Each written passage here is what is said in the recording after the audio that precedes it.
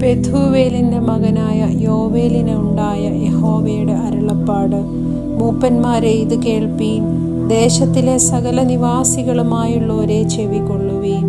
നിങ്ങളുടെ കാലത്തോ നിങ്ങളുടെ പിതാക്കന്മാരുടെ കാലത്തോ ഇങ്ങനെ സംഭവിച്ചിട്ടുണ്ടോ?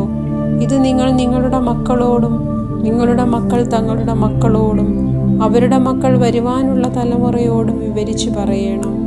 തുള്ളൻ ശേഷിപ്പിച്ചത് വെട്ടിക്കിളി തിന്നു, വെട്ടിക്കിളി ശേഷിപ്പിച്ചത് വിട്ടിൽ തിന്നു, വിട്ടിൽ ശേഷിപ്പിച്ചത് പച്ചപ്പുഴു തിന്നു. മദ്യപന്മാരെ, ഉണർന്ന് കരവീൻ. വീഞ്ഞു കുടിക്കുന്ന ഏവരുമായുള്ളവരെ, പുതുവീഞ്ഞ് നിങ്ങളുടെ വായ്ക്ക് അറ്റുപോയിരിക്കുകയാൽ മുറയിടുവീൻ.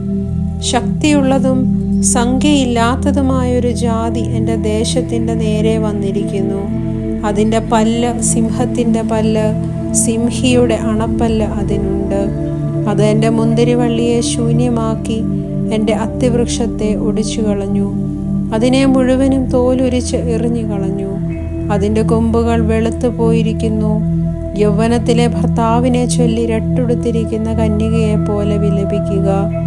ഭോജനയാഗവും പാനീയയാഗവും യഹോവയുടെ ആലയത്തിൽ നിന്ന് അറ്റുപോയിരിക്കുന്നു. യഹോവയുടെ ശുശ്രൂഷകന്മാരായ പുരോഹിതന്മാർ ദുഃഖിക്കുന്നു. വയൽ ശൂന്യമായി തീർന്നു. ധാന്യം നശിച്ചും പുതുവീഞ്ഞു വറ്റിയും എണ്ണ ക്ഷയിച്ചും പോയിരിക്കുകയാൽ ദേശം ദുഃഖിക്കുന്നു. കൃഷിക്കാരെ ലജ്ജിപ്പീൻ. മുന്തിരിത്തോട്ടക്കാരെ, കോതമ്പിനെയും യവത്തെയും ചൊല്ലി മുറയിടുവീൻ. വയലിലെ വിളവ് നശിച്ചു പോയല്ലോ. മുന്തിരിവള്ളി വാടി അത്തിവൃക്ഷം ഉണങ്ങി. മാതളം, ഈന്തപ്പന, നാരകം മുതലായി പറമ്പിലെ സകല വൃക്ഷങ്ങളും ഉണങ്ങിപ്പോയിരിക്കുന്നു. ആനന്ദം മനുഷ്യരെ വിട്ടുമാഞ്ഞു പോയല്ലോ. പുരോഹിതന്മാരെ രട്ടുടുത്ത് വിലപിപ്പീൻ. യാഗപീഠത്തിൻ്റെ ശുശ്രൂഷകന്മാരെ മുറയിടുവീൻ. എൻ്റെ ദൈവത്തിൻ്റെ ശുശ്രൂഷകന്മാരെ, ഭോജനയാഗവും പാനീയയാഗവും നിങ്ങളുടെ ദൈവത്തിൻ്റെ ആലയത്തിൽ മുടങ്ങിപ്പോയിരിക്കൊണ്ട് നിങ്ങൾ വന്ന് രട്ടുടുത്ത രാത്രി കഴിച്ചു കൂട്ടുവീൻ. ഒരു ഉപവാസ ദിവസം നിയമിപ്പീൻ. സഭായോഗം വിളിപ്പീൻ. മൂപ്പന്മാരെയും ദേശത്തിലെ സകല നിവാസികളെയും നിങ്ങളുടെ ദൈവമായ യഹോവയുടെ ആലയത്തിൽ കൂട്ടിവരുത്തുവീൻ. യഹോവയോട് നിലവിളിപ്പീൻ. ആ ദിവസം അയ്യോ കഷ്ടം! യഹോവയുടെ ദിവസം അടുത്തിരിക്കുന്നു. അത് സർവശക്തന്റെ പക്കൽ നിന്നും സംഹാരം പോലെ വരുന്നു.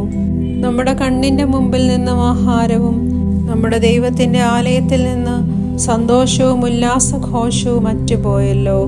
വിത്ത് കട്ടകളുടെ കീഴിൽ കിടന്ന് കെട്ടുപോകുന്നു. ധാന്യം കരിഞ്ഞു പോയിരിക്കുകയാൽ പാണ്ടികശാലകൾ ശൂന്യമായി കളപ്പുരകൾ ഇടിഞ്ഞു പോകുന്നു. മൃഗങ്ങൾ എത്ര ഞരങ്ങുന്നു. കന്നുകാലികൾ മേച്ചിലില്ലായക കൊണ്ട് ബുദ്ധിമുട്ടുന്നു. ആടുകൾ ദണ്ഡമനുഭവിക്കുന്നു. യഹോവേ, നിന്നോട് ഞാൻ നിലവിളിക്കുന്നു.